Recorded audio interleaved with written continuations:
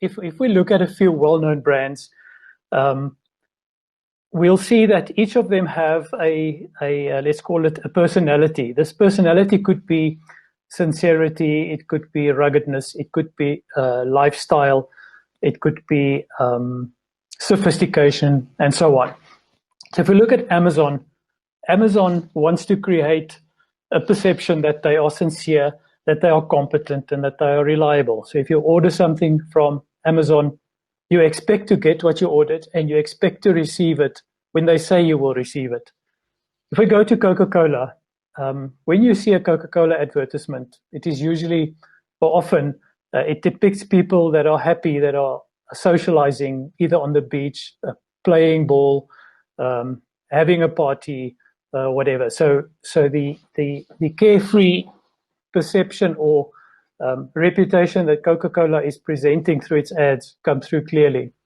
If you look at Apple, there it's a completely different thing. That lifestyle is about, or that brand is about simplicity and lifestyle and imagination. Mercedes-Benz is about elegance, authenticity, and luxury. If you see Mercedes and you aspire to driving one, it speaks to your emotional need for esteem, as what they would want you to perceive about their brand. This brand is a Kenya commercial bank. This brand is known for, amongst many of you, I guess. I don't have direct experience of this brand. I went onto the internet to see if there's anything I can learn about well-known Kenyan brands. And this one struck me as a brand that wants to create perceptions of knowledge, of simplicity, but I also see messages of possibility and of progress when I look at their website and the messages there. So if you look at these brands, the question is, what perceptions do these brands create for you? Is your perception aligned with what they stand for? Because if it is, then they've achieved their branding objective. And then you might think, what kind of employers are they? You would probably in your mind's eye see a different kind of person working for Coca-Cola than for Apple, or a different kind of person working for Mercedes than for Amazon. Yes, and that might be true, but they all might be doing the right thing, or they might be doing things right when it comes to working there. And then thinking about COVID-19, what does COVID-19 mean for brands and for talent brands? And will companies reevaluate them? And I do think they will. In fact, it's already happening. And I'll show you some examples. So a company also has a second brand, and that brand is its employer brand, also known as a talent brand. The talent brand is something that lives in the minds and hearts of people who work there, who used to work there, or who might want to work for your company. It describes your promise to employees, and that promise is something you offer, the whole of what you offer around working at your company. The employer value proposition is it also called. What do you offer in exchange for their talent, for their skills, for their experience, and importantly for effort? How do you value talent?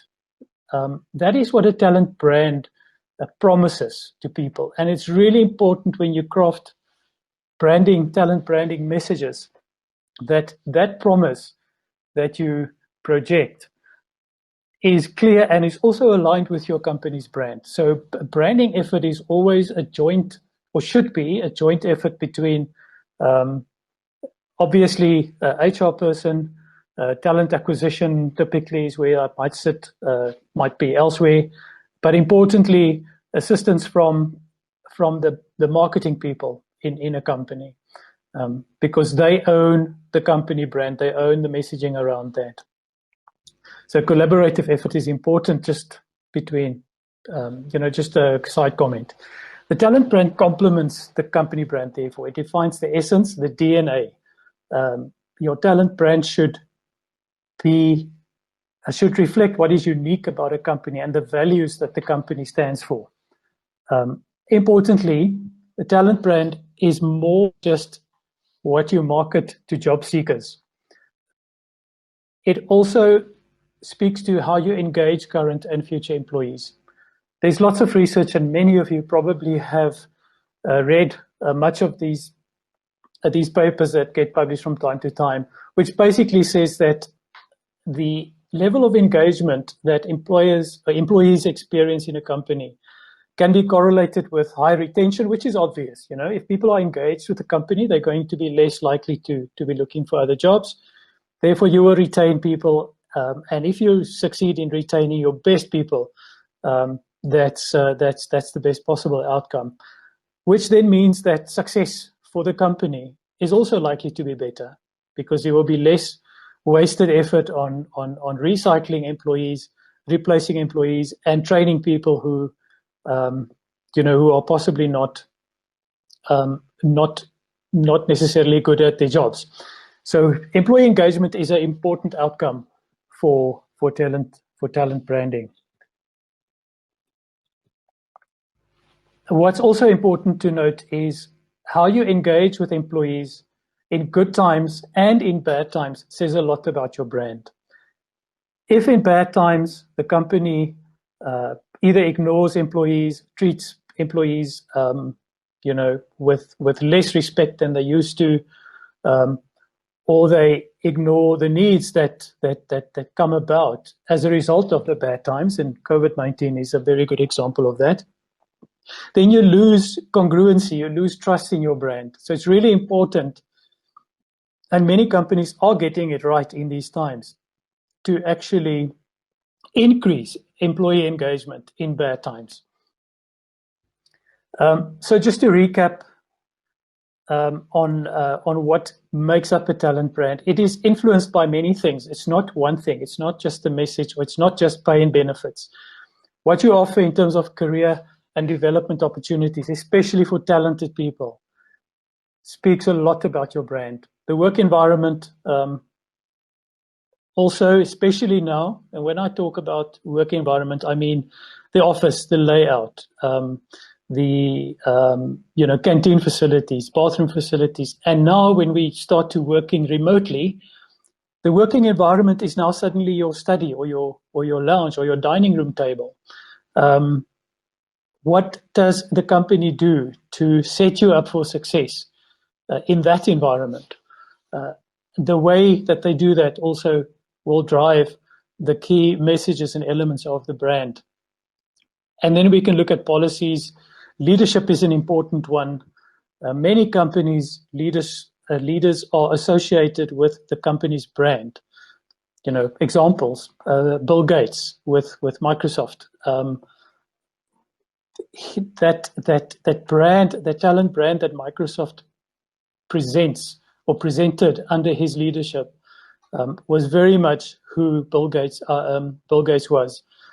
Similarly, if we think of Steve Jobs, unfortunately, who passed away a few years ago, for Apple, although he as a leader had particular challenges when it comes to people relationships, you still associated the quality and the progressiveness of the Apple brand with his leadership.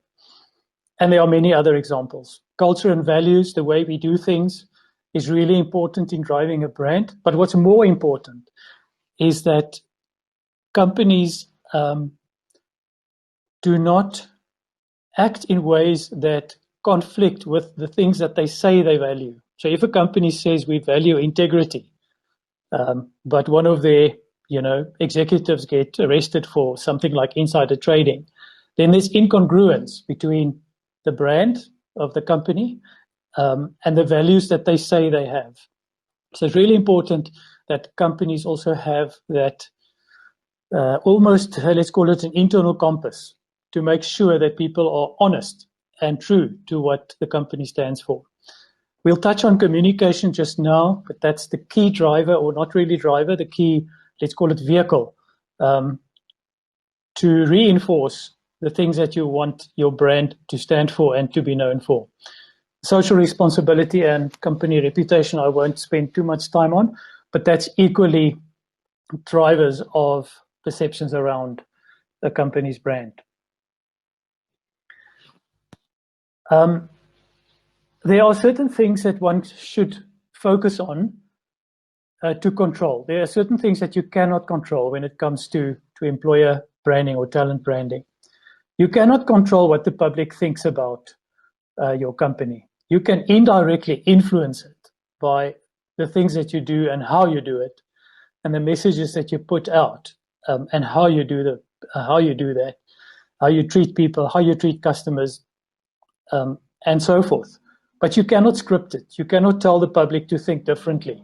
You can only get them to think differently through what you do. Similarly with things like awards and accolades. You cannot control those. You can merely indirectly influence it. So if we go to the next section of the slide, there are certain things that are in the public sphere that you have a little bit more influence over, but you cannot really script it. So if we look at social media, so what people say on Facebook, on Twitter, on Glassdoor, and so on about your company, you cannot script that. But they say the things that they say based on what they experience when they deal with your company. And that's where we need to focus. We'll look at that in a minute. Similarly, with stories and advocacy, if you want employees to be the advocate of your brand, you cannot script them. You cannot tell them what they must say. But the way you treat employees and the experience that they have will hopefully lead them to talk positively about your company. These are the things you should then focus on, because these things you can control. You can control the communication. You can control what you put on your website. You can control how your job ads look when you open a job platform. Is it high quality job description, or is it riddled with mistakes or abbreviations about your company? Let's call it company lingo that people won't understand. It's really important that that you think, when you put messages into the market, that you think about those messages from the ear of the person that you're targeting. Your career page. Is your career page updated? Is there a message on your career page around COVID-19 and what's happening in your company, and what job seekers should experience or should expect differently in these times? The key lesson from this slide for me is this: you have a talent brand, whether it is written down or not. It will happen, whether you plan it. I mean, that's the way to go about, is to plan your branding efforts carefully around your company's brand. Because if you don't, people will have an idea of your workplace anyway. You want control over over that. You don't want to leave it to chance. So if we go to the next session then, and here's a few examples that I would want to share with you. How many minutes to go, Corey? Yes. Hello? Yes, 2 minutes to go. Yes, I can hear you. 10 minutes. Okay. 2 minutes. Sorry. Okay, so how are companies responding to the COVID-19 crisis? We see that hiring is dropping, salaries are negatively impacted, and incentives, bonuses, stock options, and these kind of things will also be impacted. But paradoxically, the research is saying that companies are actually increasing their efforts on learning and development, employee well-being, and employee engagement. And there's research that, the link or the source is on my presentation if you want to go and read it. Many companies are actually considering increasing their efforts and their spend on employee well-being in these times, which is also great. If we look at imagery, the images that companies used prior to COVID-19 typically would look like that. So you would see people engaging, you would see teams in close contact, you would see happiness, you would see some level of exuberance, maybe, you know. It's interesting how the images are changing after COVID-19. That is a screen grab from Amazon's website. You see, it's much more restrained, it's much more responsible, and it's much more focused on information, on factual information. Look what Apple and Sanofi did with their brands, especially Apple. You see the silhouette with the mask there. That's a good example of how they've changed their branding. Coca-Cola in the Philippines put that ad out to say that they'll be off air for a while. Reason being, they wanted to channel some of their marketing spend to the national effort to fight the virus. So they were clever in communicating that to the market. It says a lot about their responsibility and how they perceive themselves as a responsible employer and also a business in that country. So the question is, should you continue talent branding efforts during and after COVID-19? Well, yes, because it's all about survival. Employer branding drives engagement, and we know that engagement drives company performance and also survival. It takes time to build a talent brand. If you stop now, you will lose a lot of what you've done over the last number of years that you've worked on your brand. If you go silent, you may lose confidence and credibility because you cannot fulfill promises. And importantly, branding is also about the future. You position your company for the future. So a company that wants to be strong at a time when the market is changing and when the labor market is reshaping itself, you cannot ignore talent branding. And also your business might have changed. You know, the virus might have changed the way you go to market, the way you deliver services and products, and the way your shops look, and even what you sell. So you may want to attract new skills and new kind of, let's call it a labor force. So you will have to reformulate the promise that you have for employees. So to stop with talent branding during COVID-19 and post COVID-19, especially if your company is going to survive, is not a very smart thing to do. So the next few slides, and I hope we have enough time to cover them, I will just quickly go over them. There's a few areas that companies should think about when they craft their employer branding or their talent branding efforts. The first one is important to maintain connection because people need to feel safe and secure, and your messages should speak to that need. Messages should be authentic, honest, and unfiltered, because if you are real, you boost engagement because people trust that. Transparency is important. So if you are hiring, communicate that. And also tell people how your hiring process has changed. Use things like Zoom and all these other platforms nowadays, Skype, Jabber, Microsoft Teams, and so forth. And then there's also recruitment and interview platforms. HireView is one, and I think there's several others that you should start thinking about. That will tell a lot about your brand, and you will maintain connection in ways that you've never done before. Make sure that values in action are displayed. Therefore, inform people about what the company is doing and how you support employees and your customers and how you keep people safe. I mentioned the platforms that are available nowadays. These things are not so expensive as they were in the past. Important that you use that to maintain connection. Sometimes silence is a strategy. That Coca-Cola example of the Philippines is a good example where they have gone silent, but they did alert their audience to that fact. You cannot stay silent forever.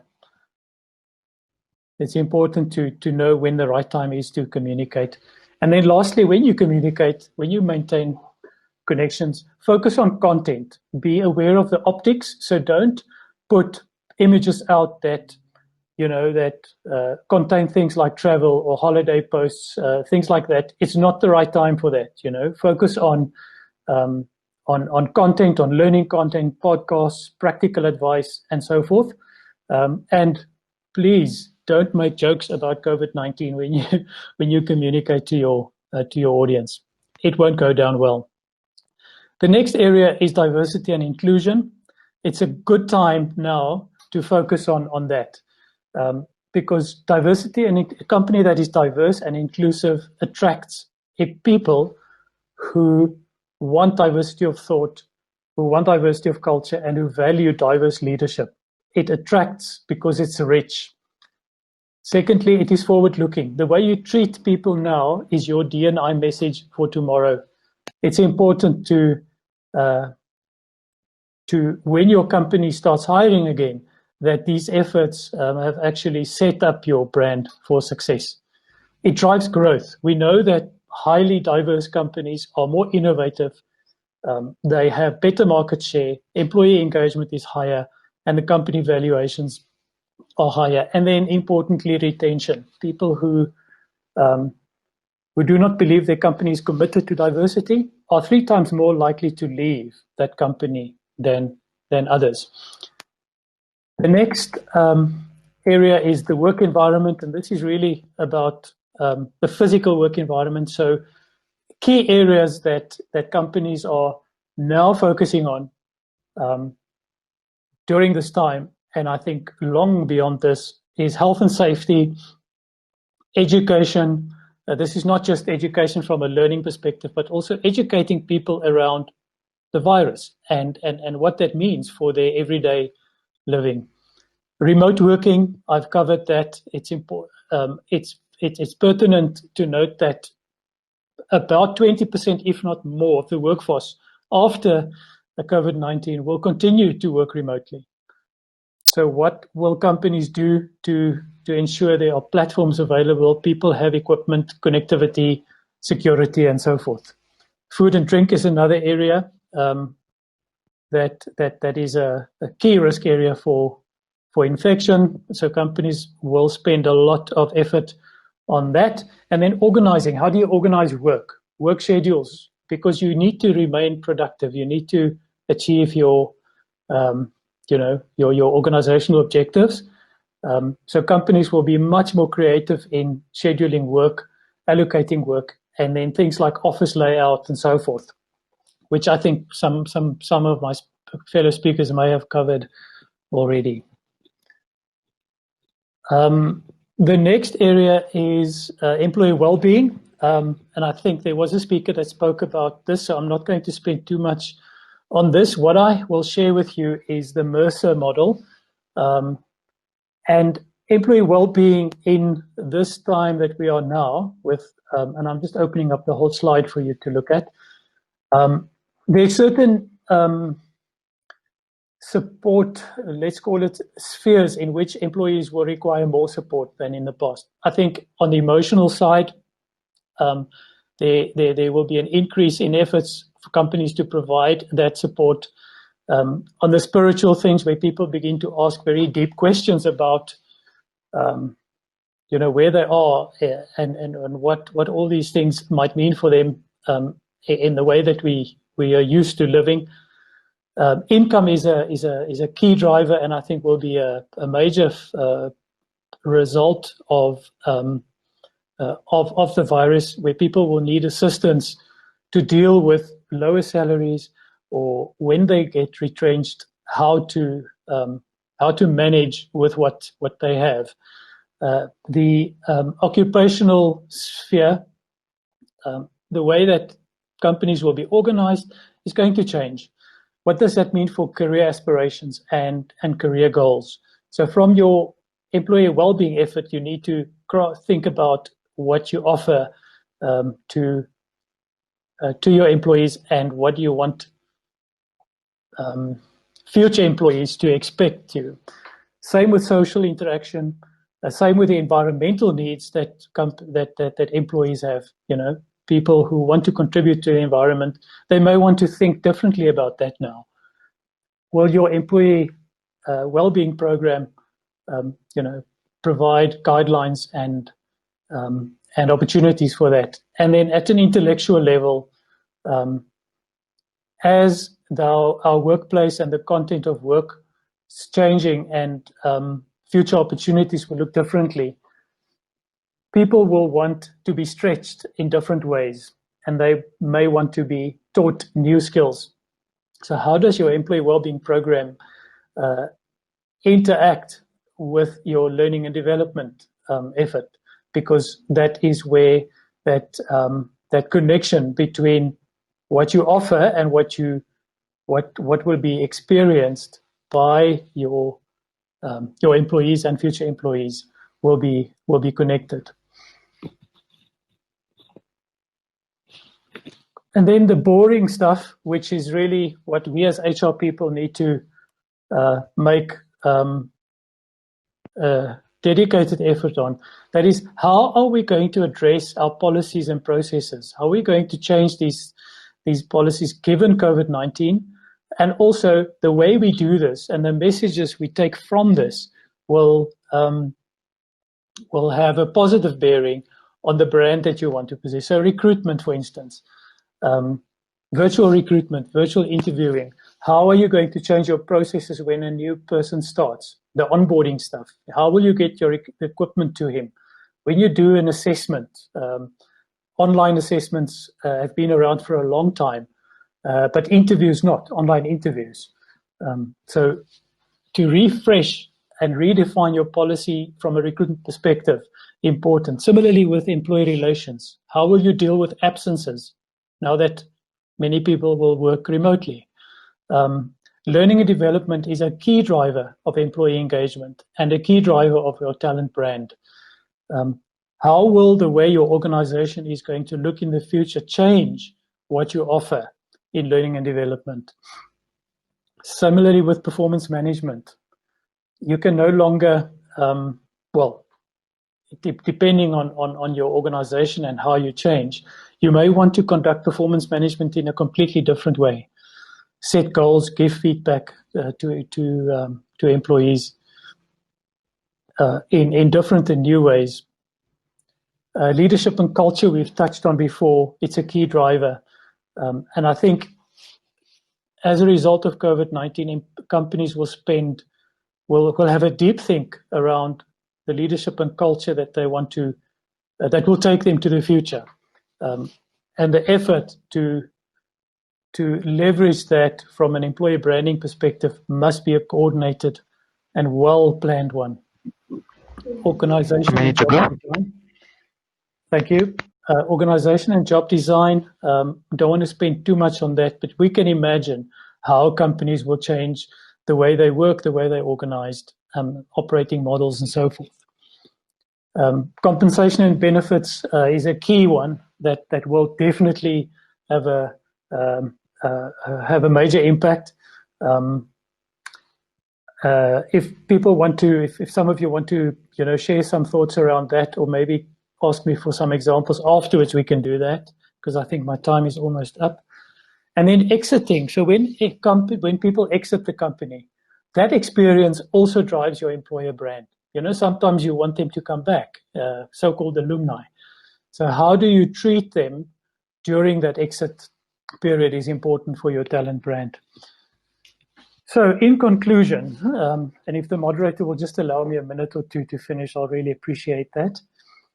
There is no doubt that COVID-19 is by far the most damaging event for societies, for economies, for business, and in fact for all aspects of modern life, probably in the history as we know it. So the question is, which companies will emerge stronger? The company that is agile, that can shift quickly, that can respond quickly, that can make the right calls most of the time when it comes to strategy. Companies that are resilient, that have strong resources, not just money, but also strong leadership, strong people, a strong value set, will be far better positioned to respond. There's a bit of a graphic there which says, I hope you can see my screen, but really it's about digitally transformed companies that embrace the digital world and transforms their services and their products to adopt digital approaches will have a far greater chance to emerge stronger, because in a way, this change is driven by the virus and not by the leadership in the company. At a sort of ironic level, talent brands at value and value propositions that position with a future view, so that you already think about what are the skills, what are the roles that you will need in the future, and the skills to fill those roles will emerge stronger, because they will be able to accurately attract far quicker. There's a focus on trust and relationships. I think Josh Burson recently wrote a paper, which is also in my sources list, that speak to that. And it's really strange that this year, this crisis is handled a lot different compared to the 2008 financial crisis by many companies. There's a far greater focus on trust and relationships this time around, and those companies will emerge stronger. Ones that protect workers will emerge stronger. Ones that focus on personal productivity, on personal well-being, and helping people to cope with the difficulties in a more resilient way will emerge stronger. And then those with a focus on learning, especially for leaders, because leadership behaviors will change. The way we engage staff and candidates will change. And leaders may need to learn new skills, new ways of engaging and new behaviors in order to take up. So if they get that right, their company is positioned to come out stronger.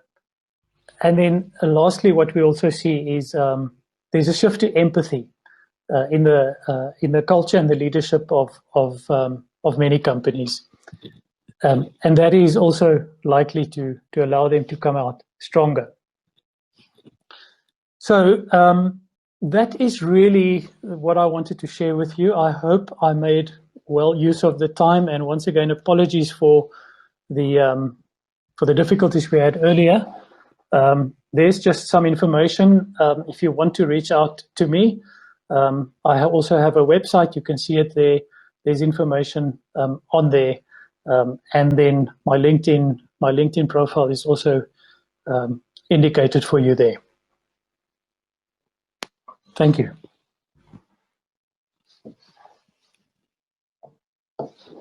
Thank you so much, Corey. That was excellent presentation. Thank you so much, and I really appreciate that. In just 1 minute, we have one question, and it says, what elements of the EVP do you think would contribute much to talent branding, especially during and after COVID-19? Sorry, just let me just read the question. What elements of the EVP do you think would contribute much to talent branding? I think so I think it will shift. For now, the key will be on those things that speak to things that worry people most. So people want security, and it's about job security as much as it is personal security.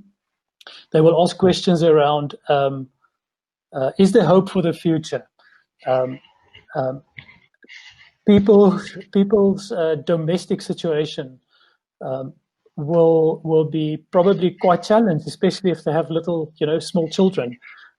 So I think those elements that speak to being a human and living in these times, how you engage your own concerns, your family, and how do you balance that with work demands. I think those elements of the employee value proposition, for starters, the stuff that speaks about care and concern and support. And I think it will shift to things like learning and development, things like compensation and benefits. I think is going to be a tricky one. I mean, I can give you the example. Facebook recently, I think it was yesterday or the day before, there was an article that I read where they've already announced that their Silicon Valley offices will be vacated by most people. Most of their staff will work remotely, but importantly, the salaries of those people that will be working remotely will be determined by their location's cost of living. So if if a Facebook employee lives and works in a rural town in the Midwest, where transport and accommodation and the general cost of living is less, then he won't be earning the salary he earned when he worked and lived in Silicon Valley. That arbitrage will not be a lucky bonus. So companies will definitely look at compensation and benefits in a very, very different way. And I think that one will also become a key focus in the future. And then I think already happening is the shift to flexible working, the shift to using less permanent staff over time and more contracting. And there's a host of platforms, so-called freelancing platforms, that I think will have a surge of talent available for companies to engage in different ways going forward. In fact, I myself am a contractor in a way, and that's how I get much of the queries is through platforms like that. I hope that answers the question.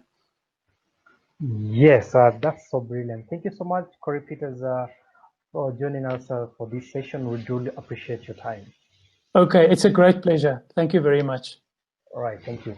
Thank you so much. Ladies and gentlemen, that was Corey Peters.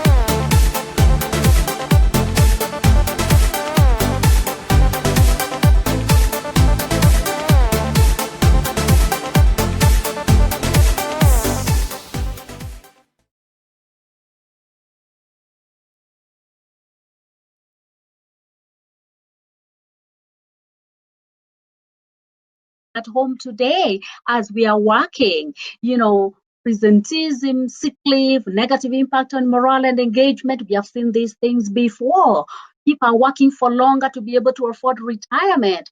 The impact of the pandemic is such that some employees have actually become victims of the virus and they are hospitalized and some have lost lives. Not long ago in Amazon, the staff went on a go slow because they said that they were afraid of contracting the virus because they did not feel that they were safe enough. These challenges are going on and on today. And so what are we going to do to make sure that our employees are kept well and healthy? The reality again, research done by WHO and other organizations, and you will see this in the slides when you receive them, is that 55% of people in the workplace are at risk of becoming unwell, either through stress and anxiety, mental illness, poor diet and nutrition. They are not even drinking enough water. They are not moving enough. So that's leading to tensions on their muscles and causing other ailments. Existing solutions are focused on supporting just 30% of those who are ill or those who are long-term sick employees. The rest are ignored, and some have ailments we can't see. 6% of employees globally are struggling with the effects of stress and detected mental illness. You can't see mental illness. Somebody could be smart, looking great and smiling, but they are mentally ill. Medical costs are increasing around the world due to global population that is aging, overall declining in health, poor lifestyle habits, particularly in emerging countries. That includes nutrition as well, increases strain on country medical institutions. And there's no time when countries have felt exposed more than now. The COVID-19 has shown that the world is not prepared for serious illnesses around the world. Continued costs are shifting. What used to be like a social program, and there's a lot of utilization of employer-sponsored health plans. If you're in a country like Kenya, where we have the National Hospital Insurance Fund, employers tend to also purchase an insurance, package for their employees. Some countries, employees co-pay a portion of that package. In most countries, if it's in Africa, employers actually sponsor those health plans 100%. But this is the reality, that our employees are at risk of becoming unwell. We are talking about employee well-being, the H in the human that we are supposed to put a focus on. What is the rest of the realities that we have in the workplace today? Is it social relationships? Social relationships. Employees are juggling multiple external tensions, and we know social connections that are strong make people happier. So let me tell you, in a country like Kenya, every Saturday pre-COVID, people are in meetings that we call chama. A chama is where women meet or men meet. It's like an investment club. They contribute some money and they have some lunch and they laugh together.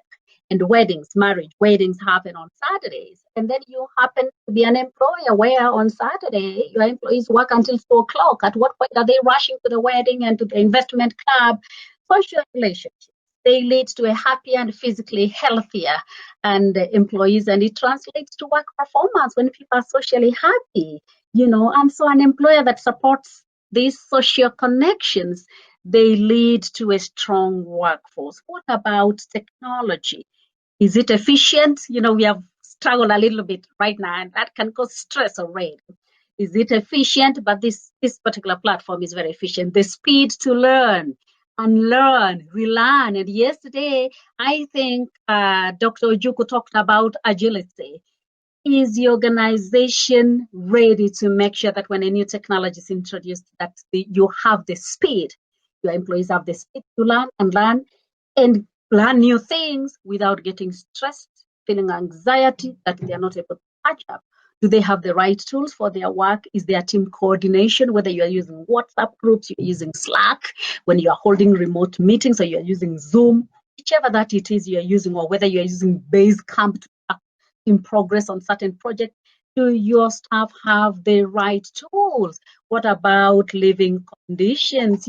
Some living conditions can be so difficult. Let me tell you, their employees, on average, generally, employees would be existing in a home where they have a 1-bedroom with a small living room and a kitchen. And they have their 2 brothers that live with them and maybe 2 sisters, and they have their children, a wife and a husband. And they are supposed to work from that office setup. How plausible do you think that is? That can lead to a lot of stress. And, so the bed is a double-deck bed, so others sleep on the top and others at the bottom. Majority of employees tend to live in a situation like that, especially in big cities. That is the reality. How do those conditions support their work? Would they be considered happier, healthy, motivated when they were trained in struggling to work remotely in a situation like that, where Wi-Fi, they cannot even get internet access? What about climate change as a reality of tensions of today? Climate change, the hazards, flooding, mudslides, summer droughts causing fires and accidents. About 3 weeks ago, as we are struggling with COVID-19 here in Kenya, we were having flooding happening in the Rift Valley, and we have heard of hundreds of people dying. And then there were mudslides, and suddenly they didn't have homes. So if you had a worker that is supposed to work remotely from that place, surely that is not possible for them to even achieve, not even children that are supposed to learn online. Rising temperatures. It's about last year, I think we had several months of fires in Australia. Quite a struggle in that country that it was. Dehydration, strokes, chemical risk, biological and infectious diseases that are a struggle. All these are posing health risks, but I think the health risk in a lot of our employees at work, from what I've observed in my work experience, is employees who just sit on their desks, they drink their tea there, they continue working, they have their lunch on their desk, then they rise up to go home in the evening. There was no movement at the office. They do not even drink enough water, because we need enough water for our systems to be cleaner and better. What about lifestyle and culture? We are having different desires, different expectations, different tastes, a certain lifestyle we want to achieve, a certain culture. We come from diverse cultures and we do things differently. Diversity. And think about all of this. What about public policy? If it is now during COVID-19, most governments, or at least a government like in Kenya, has been at the forefront of emphasizing the need to avoid laying off employees during the pandemic and to try as much as possible to keep employees at work. Wear a mask. Wearing a mask in Kenya today, if you don't have a mask on, you are arrested. Last Saturday, I saw police actually hound about tens of people that they found on the street and they were not wearing masks. As I was driving by, I said, oh, wow, they did not have masks and they were arrested because of that. Sanitizing, washing hands, social distancing is now a public policy in all countries, in most countries. At least if I speak for Kenya, where I'm holed up right now, you've got to keep your social distance. I had lunch with a friend last Friday, and she had to sit 1.5 meters away from me, and we still had to talk, and we had lunch anyhow, somehow. And we know that public transport is still on in some of these countries, and we are told that this is going to exacerbate the spread of the virus. What about, this kind of issues that are impacting on your employees? Are they able to afford the masks that are helpful for their protection? Have we checked on them to make sure that these things are dealt with? Employees are juggling multiple external tensions, and we need to have a way to support them. If we do not focus on our employees' well-being, we have some facts that we are being given here. 6% of employees globally stress. It's leading to incidents, heart diseases, musculoskeletal disorders, psychological disorders, impaired immune systems, and somebody sick all the time. There are people who are just sick all the time. And when you ask them, what is the problem? They said, I really don't know how I am feeling. In my village, they would say, I don't know how I am feeling, but I am feeling the way I am feeling. So that person keeps saying a pain is moving from the leg to the back to the stomach to the head. I'm sure you've come across those kind of people. 1 in 3 people are sleep deprived. They don't sleep. I keep seeing on my social media platforms somebody posts insomnia. I'm thinking, why were you not, falling asleep? And when you are deprived of sleep, it leads to lack of concentration and you have brain fog. Brain fog, you can't think properly. Long-term impacts, heart diseases, high blood pressure, diabetes, but there's also depression. It's a cause of disability worldwide. 1 in 2 people in Switzerland will suffer from depression in their lifetime. This is a research from the World Health Organization. 5% of UK employees, Dixon, you're in the UK, are suffering from severe depression. 1 sick day costs an organization about 4,761 shillings, but this is about $47 a day. And you take an average salary of $1,000 a month. It's a lot of money when you put it all together. When you do your metrics, the long-term effect for a business is not sustainable. High employee well-being can boost satisfaction, teamwork, productivity, and even improve a company's bottom line. And again, when your employees' well-being is taken care of and you raise the awareness, the business will thrive, the economy will thrive, the society will thrive. And that research has shown that effective well-being programs outperform in the market. Those institutions outperform in the market because their employees are happy, they're healthy, and they're motivated. Employee well-being is associated with customer satisfaction as well. Your employees are happy, they're healthy, they're motivated, your customer is happy, and customer keeps coming back. Constant change in the workplace is the new norm. Have you helped your employees to have the ability to cope with constant change? So there's need to access resources to be able to adapt, and you will see some of the resources provided there. What is physical well-being? How do you ensure that they are physically well? I've talked with some of these. If they are sitting for too long, they become heavier, discomfort, lack of movement, tightening of muscles, tendons, ligaments. Please emphasize on your employees even while at home to work out. Let them be walking. Encourage them to take breaks from where they are seated to work. Physical nutrition, physical well-being. What kind of food are they eating? I know they would say, oh, I don't have enough money to buy like apples and fruits and all of that. But every employee can try drinking enough water. Drink water. They should take breaks. People should review the health options because nutrition is contributing to a lot of lifestyle diseases. physical well-being, there's an overwhelming evidence that the design of an office impacts the health and the well-being of an employee and their productive ventilation. Where they're working from in their home, is their ventilation okay? Is their lighting okay? Is there noise? Have we checked on that? What about those with disabilities? Have we made reasonable adjustments in our place of work?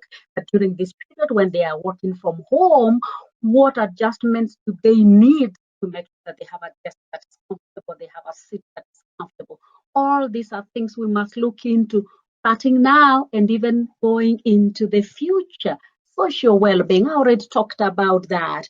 But again, social connections strengthen the immune system, lower the rates of anxiety when people are around people they love and they enjoy being with. It even boosts their self-esteem and it impacts on their activity. It encourages, collaboration, makes people happy. It encourages a good team dynamic in your workplace. And research has shown that where people who volunteer and have better relationships with their family are less isolated and they are happy beings and they bring happiness in the workplace as well. Promote diversity and inclusion networks. Even now, when people are working remotely, make sure that employees have a time for networking. Have a time dedicated, a Zoom networking time for your employees. Encourage your employees to have a hobby, find out more about their dynamics, build positive relationships, recognize good ideas. A good idea, even right now, is what an employee is looking for. You can imagine somebody who's extroverted, but now lives alone. Perhaps they're single, they don't have a partner, they're not married, and they're used to being in the office where they laugh and joke with everybody else. But now they're just on their own. If they have a good idea that has led to some better productivity, recognize that. But also remember that these extroverted people, it can be very painful for them to be on their own. Mental well-being. 1 in 4 people experience a mental health problem. And mental illness is about, sometimes these are people who have long sadness. They are irritable most of the time, extreme high and low mood swings. They can be socially withdrawn. They have excess fear, worry, anxiety. Some of these things, you can't see them. You cannot feel them. But these people are experiencing them. You've got to be keen to know when your employee is having a mental issue. Only 51% of employees would feel confident that they can tell their line manager or even their HR manager that they have actually a mental health problem. Let's look out for those. This is a dynamic issue. And it changes from moment to moment. That's why sometimes we say, oh, this employee is bipolar, because one moment they're happy, one moment they're down. We need to be on the lookout for this kind of people. Create an environment where they take breaks to rest, regroup, and reflect. Let's go out of our way to check on whether they are doing well. Some of these repeat themselves in as far as well-being is concerned, about breaks, flexible working, quiet space to work from. Have a benefit, have a system where you can support your employees from. Financial well-being. Hello? 4 minutes to go. All right. Financial well-being, provide guidance and tools to your employees. Get an expert to speak to your employees about their financial well-being. This is becoming an issue of high stress for employees when they don't feel financially stable and they're taking a loan after another, and this is not helping them. On that, how do we enhance employee well-being? And this is the framework I have. How can you do this and use this kind of a framework? What is the aspiration that you want to have in your workplace? Are your employees healthy? Are they happy? Are they motivated? What pillars do you want to focus on? Physical well-being, social well-being, mental well-being, financial well-being. Link that to a purpose. Employee to reach full potential. It protects your employees, keep them healthy. It inspires confidence in your employees. Link that to strategy of the business. What strategy is in your business? What is the focus of the business? Perhaps it's improved service quality and customer experience, better product and service, better customer care. This is a framework helpful to you as an HR professional as you define how to make sure that you are giving your employees well-being a focus as well. How do you start? Commit to employee well-being. Build a business case. Right now is the moment It's a good time. If you haven't done that already in your workplace, build a business case as to why you need an employee well-being institutionalized in the organization. Secure leadership buy-in, identify the priority areas, maybe mental wellness, maybe it's financial wellness, maybe it's social wellness. You've got to prioritize. Use your existing networks to communicate the benefit of this. Step number 2, when you're coming up with a framework, grow your team. Identify individuals that are going to help you to implement this program of your well-being. Champions, create champions. Even right now, actually, you can identify champions among your employees and you say, you are a champion of social well-being. Can you be checking that our employees, where they're working remotely, they're okay? Create self-sustaining programs, monitor the progress. Don't go for expensive programs that you cannot sustain. Create a network for greater collaboration. Right now, do you know where your employees live? You have a point person that can tell you so and so is not feeling well, so and so is not well, I think so and so they're having this struggle. Have a community of practice.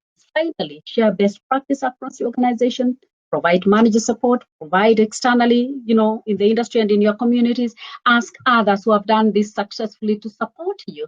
But poor feelings, as part of our wider well-being initiative, shine a spotlight on mental health because it's one of the most difficult things to actually identify out of an employee, how you talk about it and how you develop that. Reduce the stigma of mental health. Sometimes where people say, so and so looks like they are mental, they don't seem to be normal. Now, we need to make sure that our workplace has awareness where we respect everybody, regardless of what characteristics and behaviors they are exhibiting. Employee well-being is important today. It was important yesterday. It's important into the future because they are healthy, they are happy, they are motivated, they are productive, and the business thrives and the business will thrive. And we can do it now even much more than we have done before because of the situation we are faced with. I thank you. Wow, thank you so much, Dorcas, for that excellent presentation. Thank you so much. And right now we have some few questions from the delegates, and maybe I can just start with what Caroline has asked. All right, can you hear me, Dorcas? I can hear you. Can you hear me? And can you see me?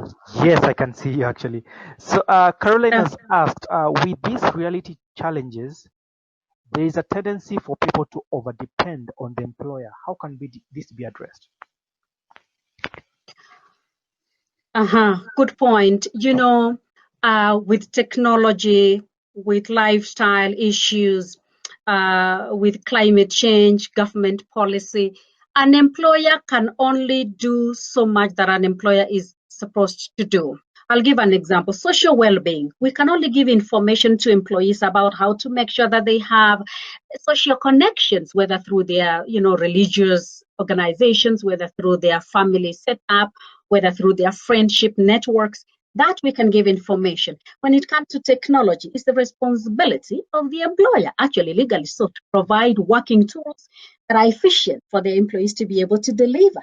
And therefore, that an employer should be able to do. Matters of climate change, there's little an employer can do when some of these things are happening, but when you have your employee, you surely have an ethical responsibility, a moral responsibility. They work for you, they produce for you, make sure they're okay. If there was a flooding where your employee is, are you not going to be concerned about them? Are you not going to make sure you are alerting them that, there is a weather alert, that things are not good in your area? Keep safe.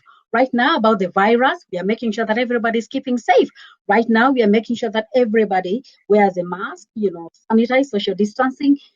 What is most important is that the employer should surely give the information and create awareness. Employer cannot provide everything, but the employer can give the information, create awareness, and emphasize. Because when you have your employees that are healthy, that are happy, that are provided for, and you are also going to have your business thrive. We cannot provide everything, but we can go out of our way to provide information where we cannot. All right. Thank you so much for that. That was so excellent. And we have also a question from Jean, and is asking, social awareness is key for organizations through managers to know those issues, like family issues, example, that the individual staff cannot reveal yet they affect their productivity. What approach would you propose for organizations to keep track of this and support appropriately? So I'm going to respond to that, and thank you, Jane, by giving an example of something that happened about 3 weeks ago.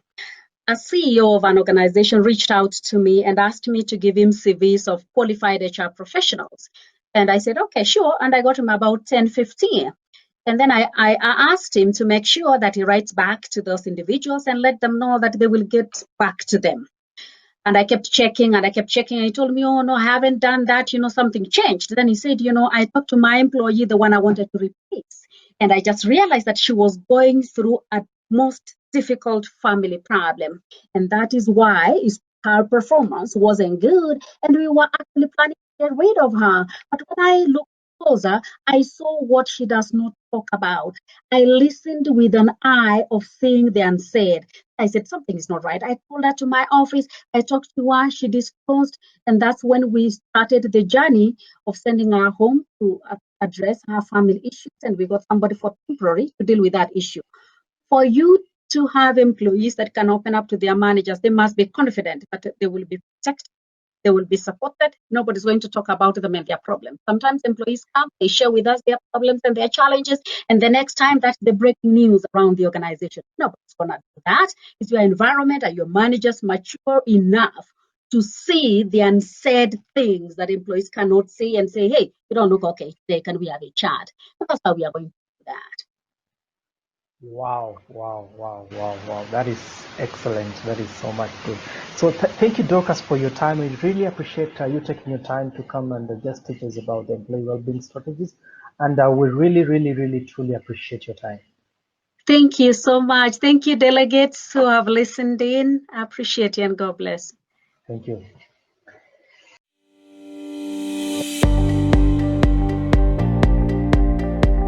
So World Class Manager as a program is a series of modules that's allowed us to focus on core concepts that have been world tested and proven by CEOs. So we've started by taking on 4 of those modules, and it's allowed us to hone in on things that we might have known about historically, and it's brought them to the forefront to make sure that we're in line with what a world class manager should be. What I really liked about it was the fact that it's broken down into those bite-sized chunks, so you can just view a video for 10 minutes, you learn what you need to, and then you can put it into practice. You could do it from home if you wish to do so. You can do it, book some time out in your diary at work. Because it's video enabled, you could do it on your mobile. With World Class Manager, you can pick up the iPad, have a watch for 10 minutes, learn all that you need to, put it straight into practice. So much easier. I think there's an opportunity in terms of new ways of working, innovation, in terms of approaching things differently, listening to people within the team, listening to their ideas. World Class Managers really work for me. I'm able to get it in there for an hour, maybe an hour and a half every single week, and it's really interactive in the different ways that it comes across in learning, from the watching the video, from reading, and then actually from participating in the online tests to make sure the message has landed is perfect for me. It's a different kind of learning style which I like. But also you get a workbook that goes with it, and then some reflection quizzes that kind of make sure that you kind of embed the learning. I think the beauty of it as well is that you can then go back and review it and rewatch it as you go along. It was inspiring for me to go back to basics, go back to where my time's valued and where it matters, and re-emphasising what the strong parts of my characteristics are and how I can influence them on my team. Particularly with my time management and particularly with my goal setting, I've kind of put it into my coaching and around my team, so making sure that my goals are exactly what they're after as well, digging into the root cause for them. My priorities are they're different now. I'm pushing back on stuff that I can do later on, and I'm making sure that the important stuff's getting done first. It's allowed me to self-reflect on where I spend my time and why I spend my time doing the things that I do. It's made me think about how I currently act in my management role, what I need to do to try and focus on my team more, and how to get the best out of those guys, but also making sure that they're getting the best out of the business as well. So I think they've seen a clear difference in the amount of time I spend with them, my conversations I have with them, the amount of praise and reward I give them, which necessarily at times before I forget to do. So yeah, it's kind of really helped in that element. I love the kind of the little key things to make sure that you get the most out of that time with your kind of direct reports. And actually also what it helped me think about is when I've got my own appraisal with my manager as well about what I should be thinking about and doing. I think it's quite authentic in its style. I think it's a really good way of investing time in people without a huge amount of investment in time, because the modules are so short and sharp, and it allows you to really hone in on the things that are actually important. The fact that I've been through it and I've seen the impact on myself as well when I reflect upon what I've done, I think if I've took away from that, and I'm a bit of a tough cookie to break, where there's other people that are a lot more receptive than me, and if I've gone through it and I've found it really, really positive, and I believe others will as well. Having completed the World Class Manager module, I'd definitely say that I have certainly learnt from the experience, and I'd say I was a better manager. I'd recommend World Class Manager because it's there to better you. You're going to learn skills that are new to you, and then you can obviously embed those. But the benefit is that a lot of these the skills and the sessions that we've done before aren't new, but actually it's a different take on it, and actually it'll give you that refresher. So it's great for everyone.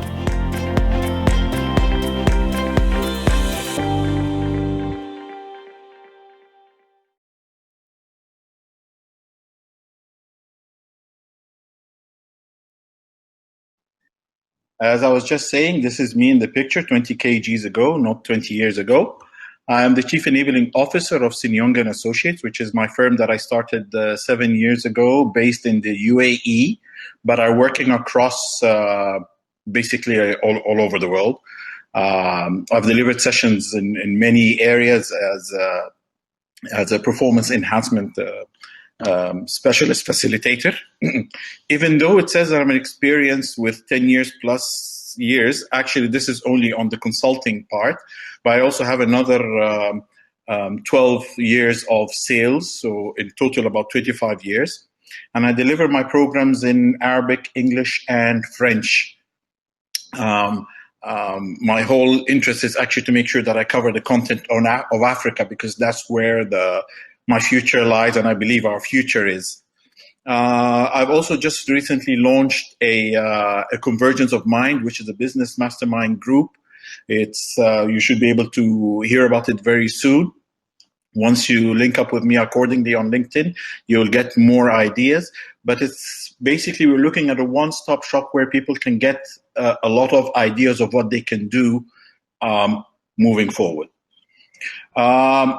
My session today is about role adjustment and capacity building initiative solutions. Although the title seems quite, how would I put it, quite extensive, I want to go to something very simplistic, because if we look at the time we are in, and I wanted to start by copying from a story, from a book called A Tale of Two Cities, which was written by Charles Dickens in 1859. The story, which was during turbulent times, and it started with this kind of quote: "It was the best of time, it was the worst of time. It was the age of wisdom, it was the age of foolishness. It was the epoch of belief, it was the epoch of incredulity. It was the season of light, it was the season of darkness. It was the spring of hope, it was the winter of despair."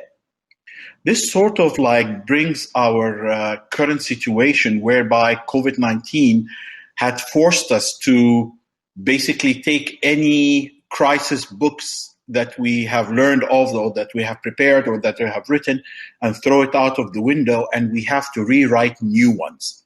We are looking at a situation which has caused us to be a little bit off balance, but the whole concept is we need to make sure that we look at it from the brighter side, that it's the best of time, it's the age of wisdom, it's about belief, it's about light, and it's about hope. Why can't we look at it as we have been given an opportunity or a gift to restart all over again? And even though the word restart may sound a little bit confusing, or it might sound a little bit taken out of context, but this is a chance for us to look at whatever practices or processes that we did not like, and we can look at it in terms of restarting it all over again and having a clean slate to be able to, let's say, if there were some wrongs, that we can right them, or if there are anything that we needed to start with a different approach to ensure that we get the best out of people. Because right now, as you've heard from many of the other presentations, people are either sitting at home wondering what's going to happen, And rather than sitting and wondering what's going to happen, why don't we grab this opportunity, this gift which has been given to us, and we restart wherever the direction we want to take. Now, please bear in mind that this has two folds.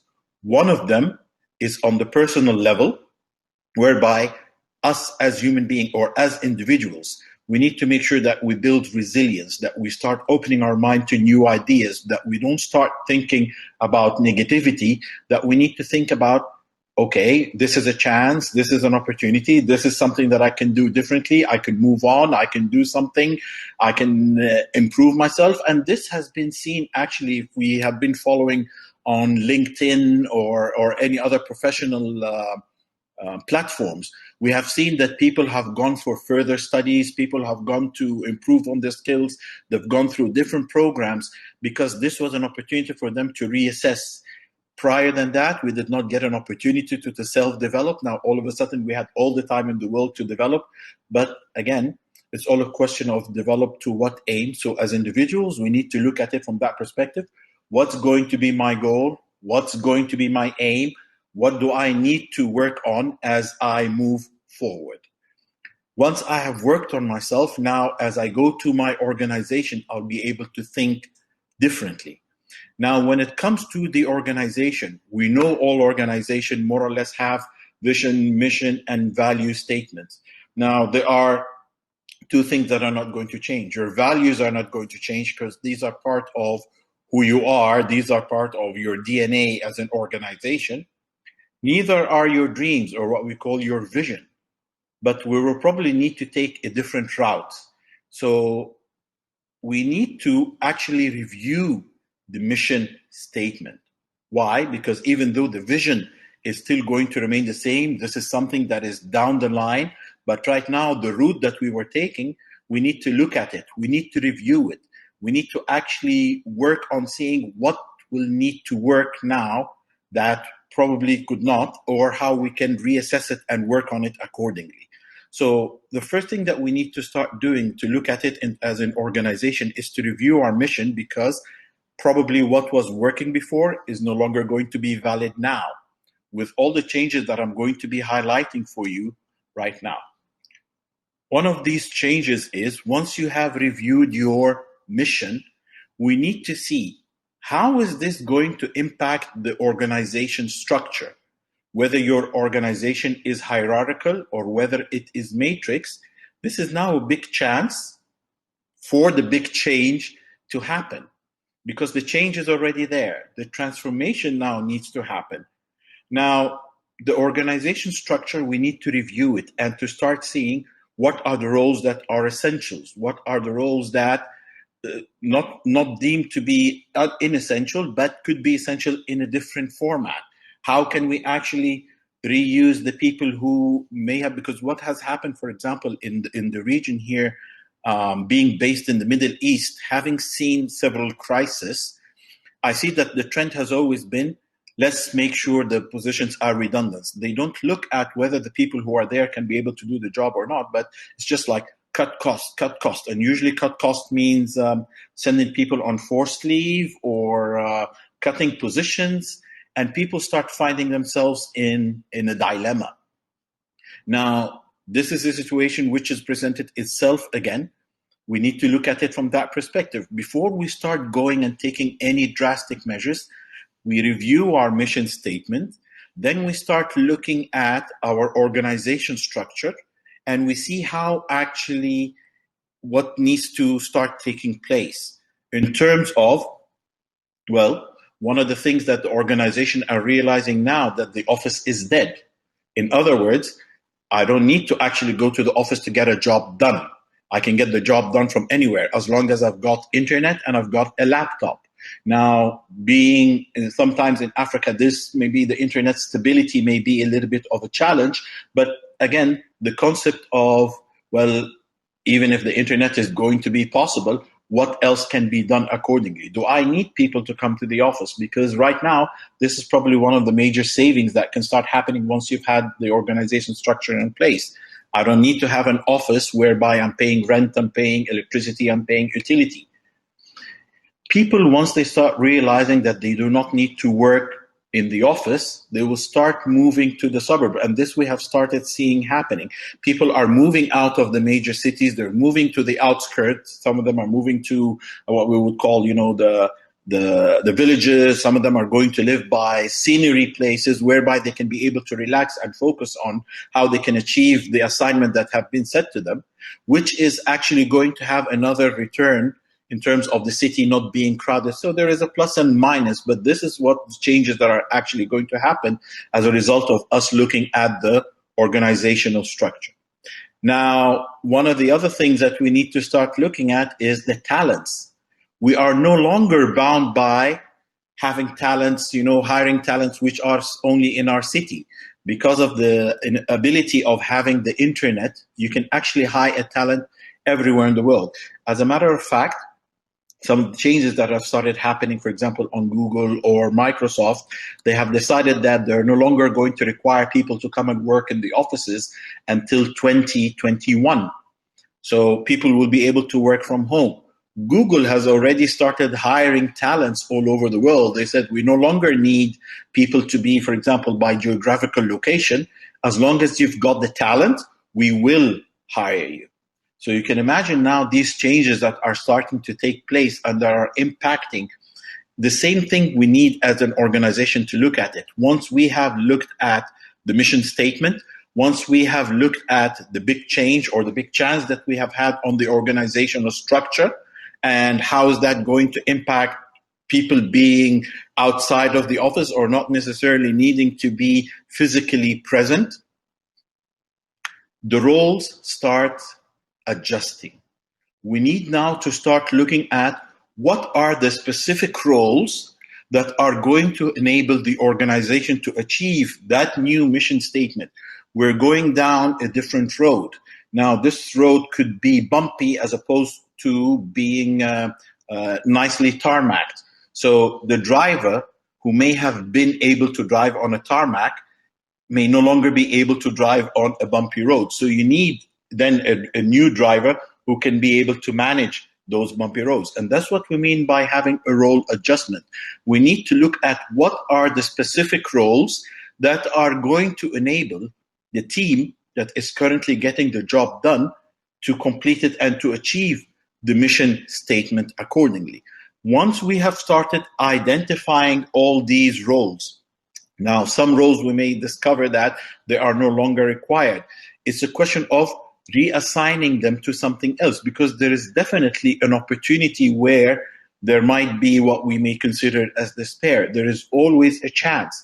The people who are not able, for example, to contribute in their current role, they can actually contribute in a different role. And one in my other presentation that I had previous, I mentioned an example of one of the big retailers here that they have had, because they have a lot of other retail shops where they sell fashion and these kind of things. And because they also have the franchise of a big fast-moving consumer good, Carrefour in this case, the people who were being made redundant from, or the roles were no longer required from the shops, people were taken and they were actually placed in the supermarket because they could help with the customer service, help people who could not come in, help people order online. And that's how they were able to, as they adjusted the roles, not to let people go. Now, once we have identified what are the roles that are going to be required for the new mission, we need now to start identifying what are the competencies that are required or that matches these roles accordingly. So basically, we need to match the competencies with these roles, which will enable us actually to start training the people and getting them equipped to be able to carry the job accordingly. And this will actually require us to develop new capacity building objectives. Because now that you have new roles, now that you have new competencies, you need to identify some new capacity building objectives, and based on that, you will be able to move forward. This basically, in brief, is what I had for you guys as a presentation. So in summary, Basically, I just wanted to highlight that we need some organization agility, agile strategies to be able to manage the current situation. We need to review the mission statement. And basically, again, our dreams do not have to change, only the routes that will need to be identified. Once we have done this, we need to look at the impact on the organization structure and what are the roles that are going to be required to carry out this new mission. And then based on that, we identify the essential competencies for these roles. And after that, finally, we develop a competency-based capacity building initiatives, which will enable us to achieve whatever we want moving forward. This could actually apply in times of crisis, in times of peak businesses, and in times of off-peak businesses. It is not limited to what we are going through right now. And with this, I would like to open the floor for if people have any questions. Thank you so much, Nabil, for that excellent presentation.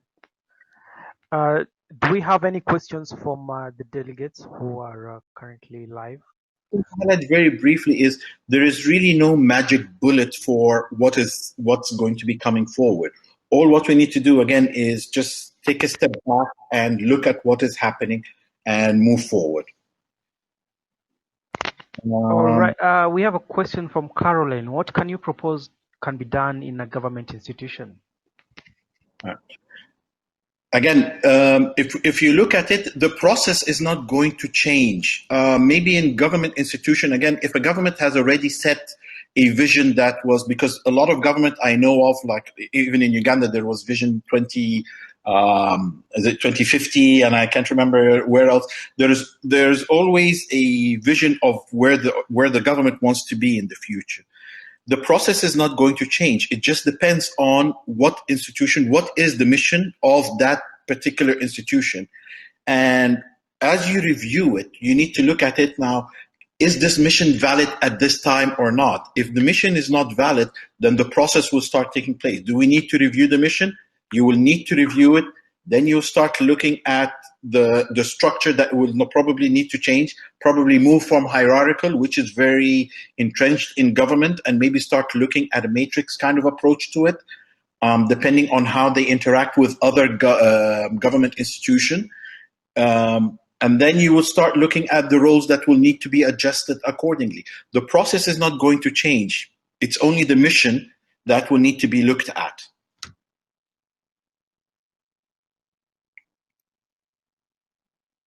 All right. Thank you so much. Thank you. There was a question on the employee feeling and emotion. How do you maintain objectives in the process? This is going to come down to the leaders. The leaders are the ones who can be able to drive the people forward. They can be able to manage the people's feelings and emotions. Again, remember, if we are all familiar with the change curve, it's always talking about specific emotion at each stage of them. The concept of the leader, if he can take his people from once the change has happened to high performance, how he can move them faster through the process. And in each of them, what are the feelings they are going through? What do I need to adjust accordingly to be able to deal with them accordingly? Now, if you can manage to handle people's emotion at each one of these stages, you will be objective. But if you allow as a leader, or you as a person allow yourself to be dragged into the emotional whirlwind that is happening, then you will lose sight about what needs to be achieved. All right. Thank you so much, Nabil, for that excellent presentation. That was Nabil joining us from the United Arab Emirates. We do appreciate your time. Thank you so much. Thank you. Thank you so much. Thank you. All right. We are Artist Life, and we offer you not only a healthy life, but a life with purpose. We are a global lifestyle company with the most dynamic nutritional, skincare, body shaping, and weight management products available in the world. Artis is changing lives. You can be next. Discover new cultures, Experience freedom your way. We at Artis believe so strongly in our products that we want to pay you for referring each of them to your friends. Artis Life offers a variety of distinct, life-changing product lines. We are here to help people look better, feel better, and live better. Lviv makes your insides feel good, and it shows. 72-hour weight loss gets you started right on a positive lifestyle. Body Magic drops your dress size instantly. 2 minutes wrinkle-free smooths wrinkles in just 2 minutes, giving you the appearance of youth and beauty that you feel inside. Artis relies on individuals like you to reach the world with their incredible products. Refer a Friend is at the center of the Artis Life business because who wouldn't want their friends to live and feel better? Here's where you fit in. You try our products firsthand. Let them change your life. And then you show your friends, everyone you like, and even people you don't like, how they too can live life better. The more you spread the love, the more you reap the rewards.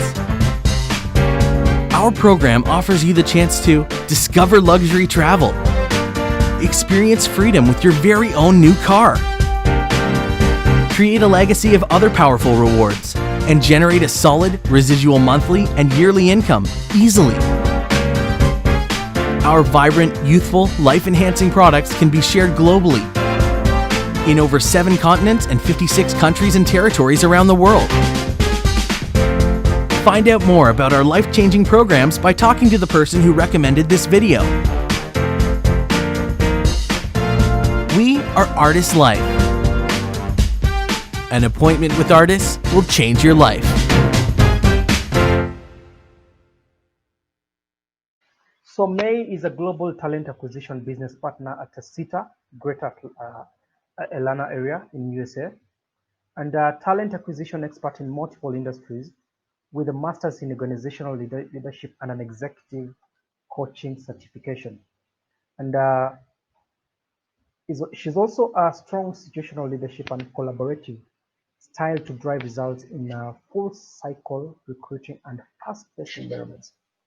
And she focuses on helping organizations find the right talent, develop onboarding programs, campus programs, and the understanding of the talent market. So May will take us through measuring employee engagement virtually and the future of talent management. May proceed. Thank you. Thank you, William. And thank you all so much for joining this session. I know you have had quite a full day today as well as yesterday. So hopefully that what I do share with you is really a build on everything you have already discussed throughout this session. So a little bit about myself. I think William may have done an introduction already. Just to give you a quick sense of who I am. I am originally from Kenya. I grew up in Nairobi, and I am living in Atlanta now, Georgia, in the US. So it's my morning right now. And I have been in talent acquisition very specifically over, I'm just going to say over 15 years. It's more than that, but I have been in the HR space for a long time with a bachelor's in HR and a master's in organizational leadership. So my perspective is very, I would say, kind of from a global perspective and US-centric to some level. Although I do manage a team that is across the globe right now, and seeing how we maneuver talent across the organizations that I work with right now. So that's just a little bit about me. So I am going to see if I can share my screen and we'll get going. So, and this is new technology for me as well. Looks very interesting. Here we go. All right. Hopefully you can see my screen. Can I hear verbal? Yes, we can. Yes, we can. Perfect. Okay. So what I'm going to talk about today is, again, a buildup of everything you've heard, but I'm going to discuss how do you actually measure employee engagement. And I think we've had a couple of speakers talk about what the future will look like. So Nabil actually just talked to you about what that future would look like. So So I'm going to move to the next. So a couple things on my agenda is what is employee engagement? And this might be, again, a repeat for some of you, but I'll just share from my perspective and what that means and the benefits of measuring engagement. I'm going to share with you a little bit about the Hawthorne effect, which I think is quite applicable at this time, especially with COVID-19. And then really just how to measure engagement. And then what after, right? What do we need to do next? So when you think about employee engagement, there are a couple of different factors that you can think of. And just to simplify it at the most basic level, engagement is really about how your employees are thinking, how are they feeling, and how do they act, okay? So just that's on the simple level. These are the three things that you really want to start to think about is in terms of employee engagement. And so when we think about that, and William, feel free to jump in once you have your poll details. So in a further kind of explanation around what is employee engagement, there are multiple definitions, right? So here are a couple of definitions that I, really have connected with. Is employee engagement is also the strength of the mental and emotional connection employees feel towards their places of work. It's a workplace approach designed to ensure that employees are committed to their organization's goals and values. They're motivated to contribute to your organizational successes and really able to, at the same time, enhance their own sense of well-being. And that impacts their attitude, it impacts their behavior, it impacts their outcomes, right? And I know that we've seen so many different conversations today around, there are people that have been going through a lot of emotional, mental stress because they're at home, their environments. A lot of people are not used to working from home. How do you start to really understand what your employees are really going through today? Really, why is it important for us to be, to understand our employee engagement? So a couple reasons, right? And I'm going to tie this into the business aspect because as HR professionals, sometimes, we may have a little bit of a disconnect between what the business needs versus what we have. So for us to be able to show the value of what we can bring to the table, that's actually really critical for us to understand what's the impact also to the business. So the impacts could be engaged organizations will have a stronger, authentic values. They'll have, evidence of trust and fairness and mutual respect. The employee experience is really directly related to your customer satisfaction. So, in addition to that, it's going to be, your highly engaged employees have shown 17% higher productivity and 20% higher profitability. So again, companies right now may be laying off or may have people on, reduced work time. So this is really could impact your business as a whole, right? So measuring employee engagement really helps you gain that insight. And then as an HR professional, you can go back to the business and say, these are the ways now we can help to improve that engagement, which in turn impacts multiple things in terms of your business. Okay. I think one of the biggest things right now is that it could lower any accident rates or fewer conflicts. People may have heightened issues going on right now again. So that starts to help you understand what the pulse and helps you start to reduce even sickness rates or people leaving. So if you're not ready to let them leave the organization at this point.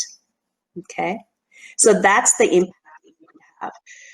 When you look at this, psychologists have studied this for a long time. This is something in the 1920s where the psychologists have really, psychologists have tried to understand, what's the Hawthorne, and they called it the Hawthorne effect, right? And really what this means is that when employees really feel that your managers actually care, and then the managers are actually doing something because they care, that immediately, even without that change, that starts to impact their productivity just because they know you care.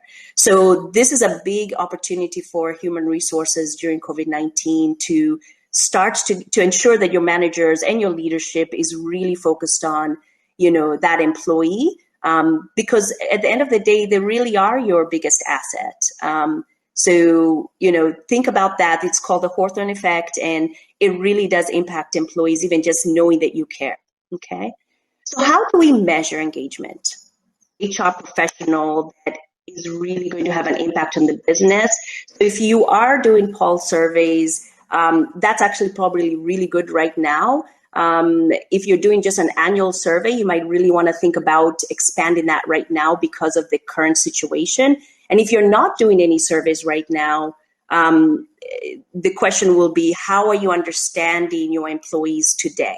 What's that engagement today? So I'm going to walk you through a couple quick thoughts on this in terms of how to measure engagement, okay? So when you're thinking about engagement, you want to get feedback, right? Feedback is a gift. And then what we do with that feedback is also critical. So it really does demand an architectural solution. And when I say that, it doesn't mean that you have to have the highest top of technology, but it does demand a thought process, right?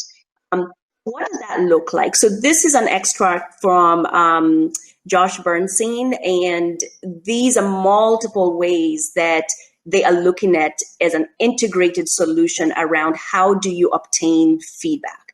So it could be, I've heard one of the previous speakers talk about your exit interviews. It could be as simple as that, right? Are you understanding what happened for people that have left the organization or are leaving the organization? Even if you're the one who's exiting them for some reason or for, financial reasons right now, a lot of that may be happening. You talked about 30% of you are doing pulse surveys. 30% of you are doing annual surveys. But there's so many other ways. We talked about employment brand with one of the other speakers as well. That's a critical piece. Are you understanding your candidate experience from people that have come through and into your organization over the course of maybe probably previously before COVID-19? I'll share with you, I do work with an airline technology company. So we've been impacted in a drastic way, but at the same time, because we're providing technology to the airports, we are ramping up on some very specific non-high touch technology in airports across the globe. So we are actually recruiting in some cases because we have to find people that have that skill set. And in other cases, we're having to, think about cost savings on the other end, right? So we are looking at this full entire ecosystem as to understanding what's happening with our employees. And a couple other things that I will add on to this as well is the HR teams. I'm going to share with you our experiences right now within CETA.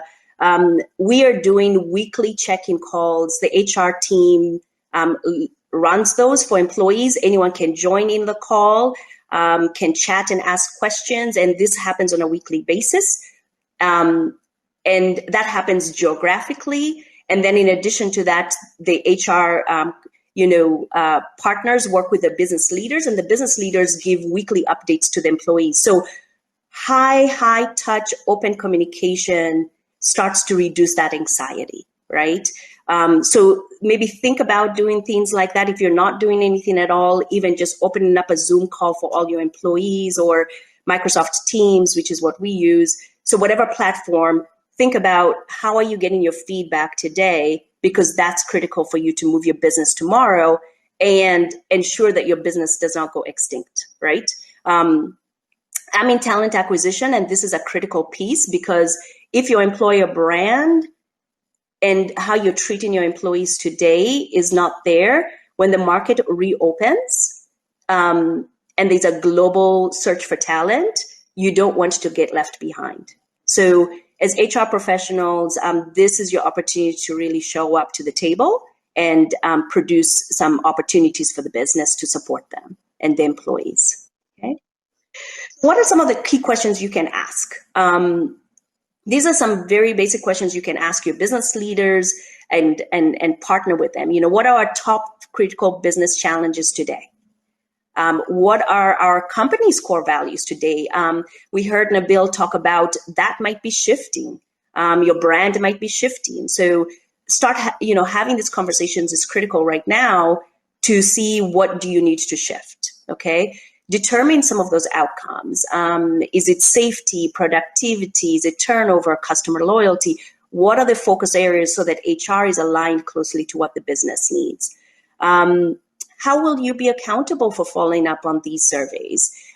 Because we can ask for feedback, but what we do with the feedback is even more important, right? So ensure that you will be taking action because of the survey results. If you are doing surveys, I highly recommend to start thinking about that if you're not. What does action look like? Start to define this, and this is again where HR starts to show up at the table. So I'll just kind of dive just real quickly into survey structure. I know we've talked about multiple other ways you can really get feedback, but when you're thinking about your engagement drivers and what is actionable in terms of your survey questions. So you want to make sure that your questions have an actionable opportunity. So some of the things that we can measure is teamwork.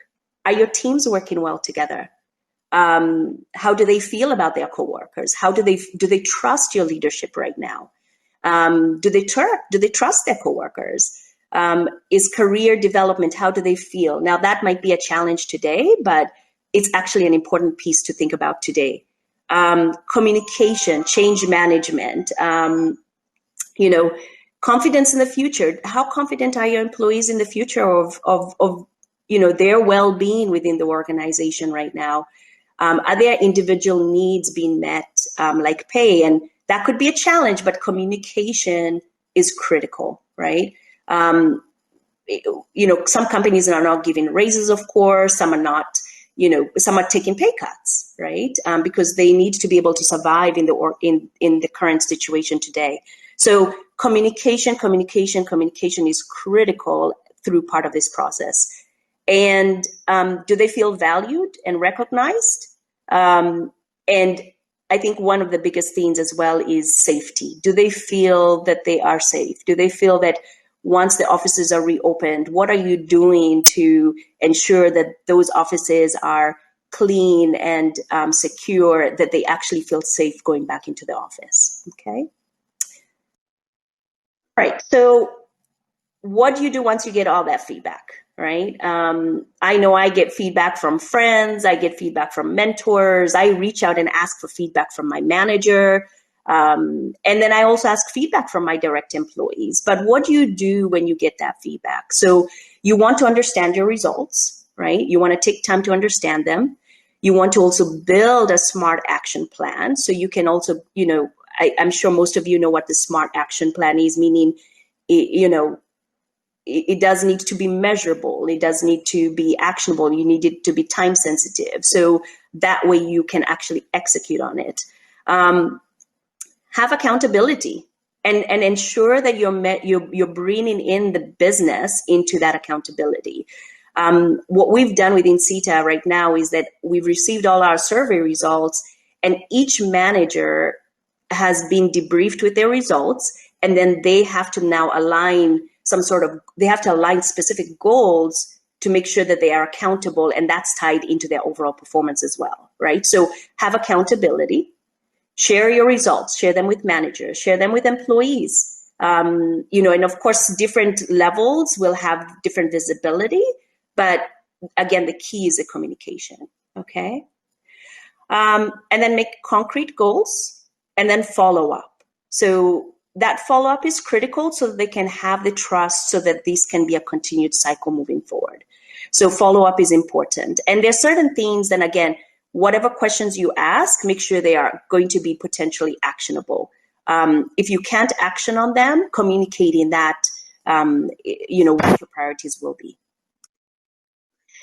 So, there are tons of technology tools. Some organizations may have this, some may not. I would say one of the most basic ones that I've seen out there is SurveyMonkey. I actually used it in my own personal surveys. It didn't cost me anything other than my time, right? So, but there are multiple ways to use. So we use Willis Towers Watson in our surveys. Some of these tools may be more US centric, but some of them are global. But take a look at what's open in your environment, right? Take a look at, do you have some strong analytical people in your organization to help you, maybe even develop some tools if there's an expense factor to this, of course. But these organizations have great tools and can really ensure that you are measuring the right things. Okay, so these are some just recommendations. So I've heard a lot in the last couple hours here in terms of what the future will look like. So I'm going to just kind of skim through some of this in terms of what does talent management look like in the future. I think there's some 3 key aspects that you're going to see a major change, right? I think we're starting to see some reorganizations and realignment. And so start to think about, does your current structure today align with what that new business goal is going to look like tomorrow, right? So I'll give you one example. In talent acquisition today, we were thinking we are going to build all this technology for airports. We're going to do all these different things. And we had started to create talent pools for that. And literally 2 days ago, I heard, sorry, we're going to shut all that down. We're going to rebuild this particular technology because that's what's needed today. So I've had to now schedule a whole bunch of other meetings and reschedule my conversations with my team and realign our recruitment strategy accordingly, right? So shifting to what the business is critical. Reshaping roles, talking about what's needed for the future. Think about your succession planning today. Think about, do you have strong leadership? Because that's important to ensure your employees are engaged in the right way. And again, I'm not going to dive into this too much because I think a lot of people have talked about this, but agility and new ways of working. I've had the opportunity in one company to work from home for 2 years. I never met anyone. So, so for me, that, working from home, I have a comfortable space.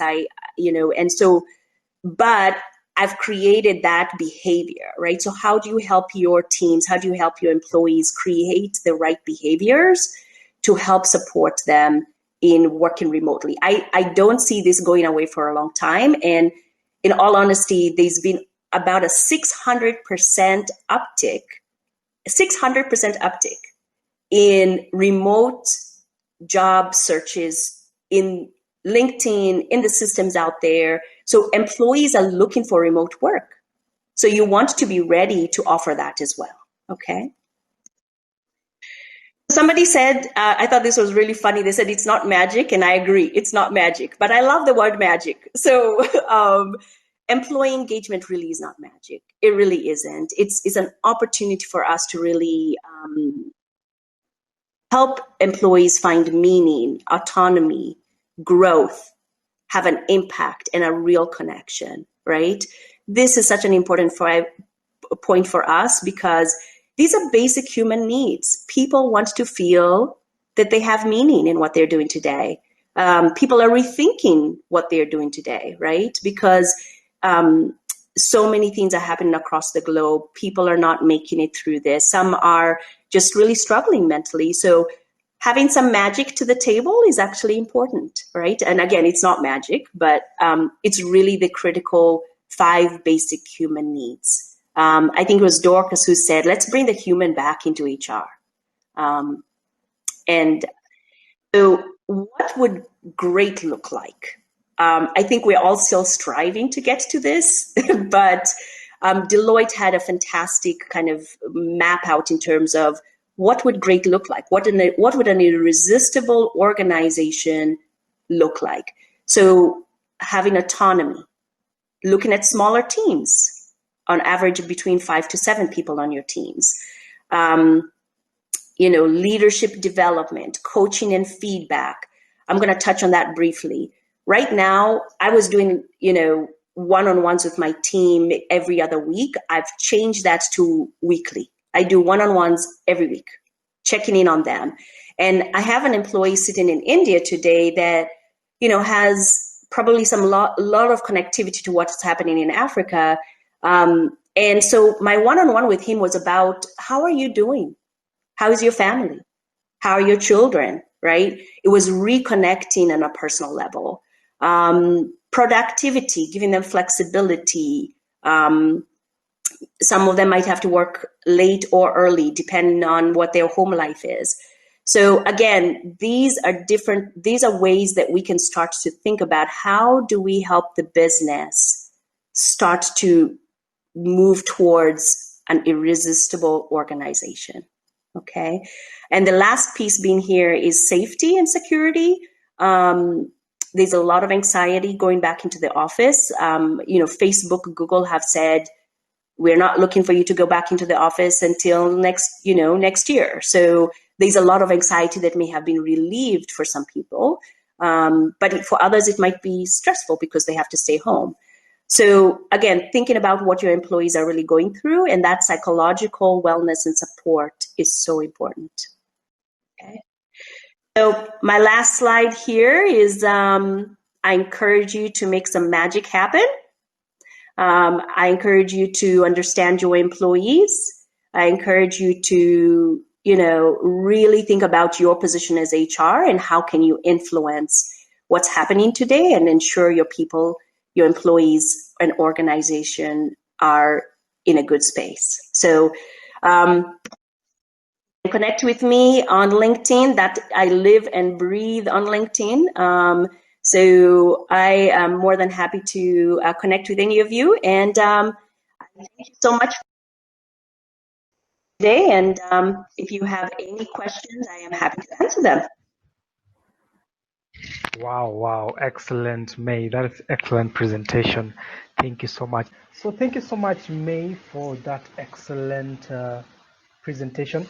And I would still... Mine is to thank all the participants for taking time to join us, the delegates as well, the speakers as well, for giving up their time to join us and give excellent insights, and more so strategies, not just theories, but strategies in terms of how do we maneuver towards a return to work. It's inevitable. We cannot avoid it. Definitely, one point or the other will be returning back to work. So with those few remarks, is to thank each and every one of you.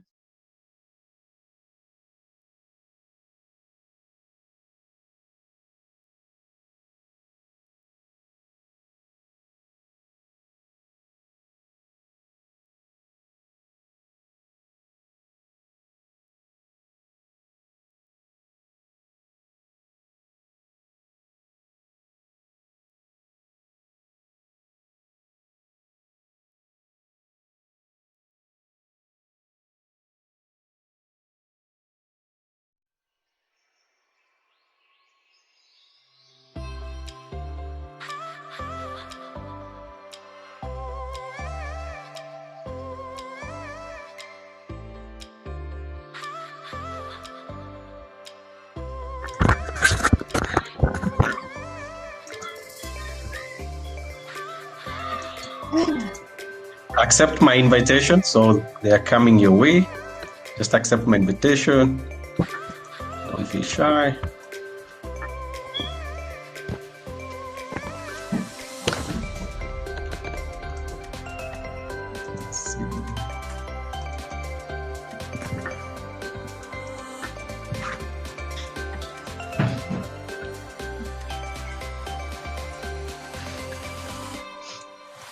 Can you see my invite?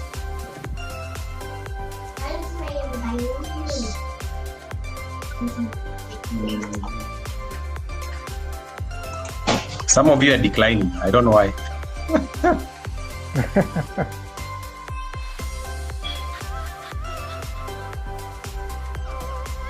I think we may have a few children in the picture, which is totally okay.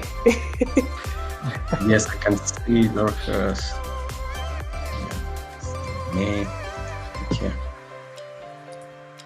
Who else? We've not seen Dr. Dixon. Xavier, good to see you. Yeah.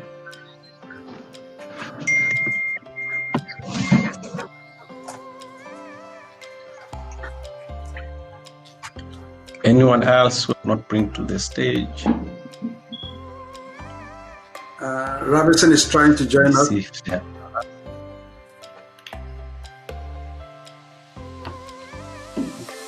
Stella, Jacqueline, Francis, Grace.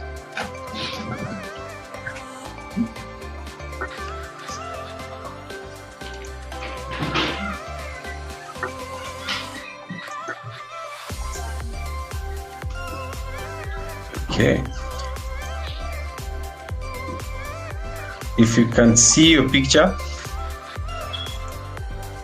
tap on the screen on the right hand side. Yeah. Tap on the screen on your name. Sorry, it will bring you to the screen.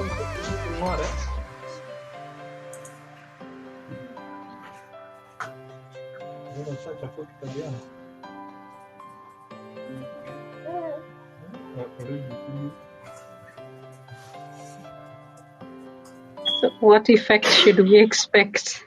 I want if Caroline. everybody's there. I think I cannot be able to see Caroline. She's a bit dark. I'm wondering why. Probably you can add some light. Like also Michelle. You cannot be able to see. Maybe it's night in that country. It could be nice. Rapson is trying to join us. Okay. Let me see. Let me see. Nice to see you, Victoria. Vicky, put back your live photo. Just raise your hand. Just raise your hand. You're still on the backstage. Join in live. And raise your hand. I'll be able to invite you. Hi, Vicky. Join in live. Ensure you click join in live. Yeah. Don't feel shy. It's just a small click. And then once you click on your picture, on your name on the side, you'll be brought to the screen.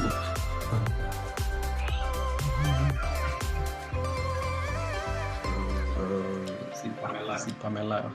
I think we're waiting for Pamela's response and Stella and Edgar.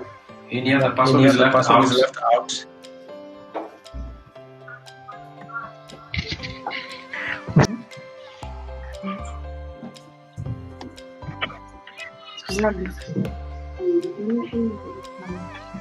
All right, I think I cannot be able to find Victoria. Victoria, are you there?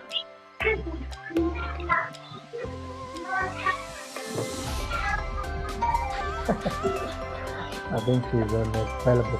So, Joseph, maybe you can do some final remarks, and I will call it a day. Yeah, thank you so much, William.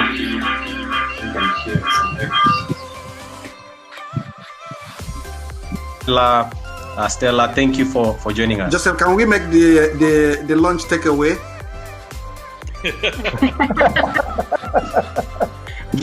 Yes. I'd like mine to be takeaway. Sorry. So did we take the photo? Actually, the group photo? I was looking for flashes, but they didn't come. Yes, we actually have been taking some photos randomly on the side. Okay. So probably you can also share the photos on the WhatsApp page that we have, so that we can be able to at least be able to ensure that we have compiled every photo, and you can see Jean is there. We just take another photo. Yes, I can see Jacqueline also. Jacqueline also.